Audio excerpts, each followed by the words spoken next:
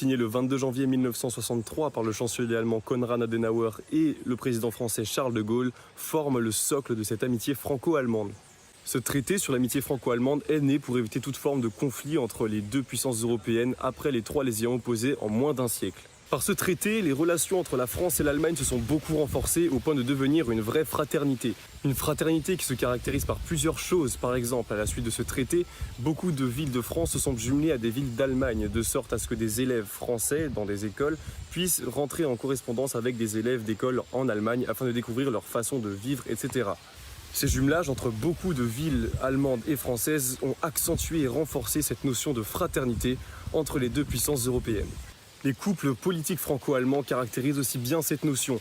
On pense évidemment à Helmut Kohl et François Mitterrand, Charles de Gaulle et Konrad Adenauer, ou encore plus récemment Emmanuel Macron et Angela Merkel. Bref, autant dire que les relations entre les chefs d'État des deux pays renforcent cette amitié franco-allemande.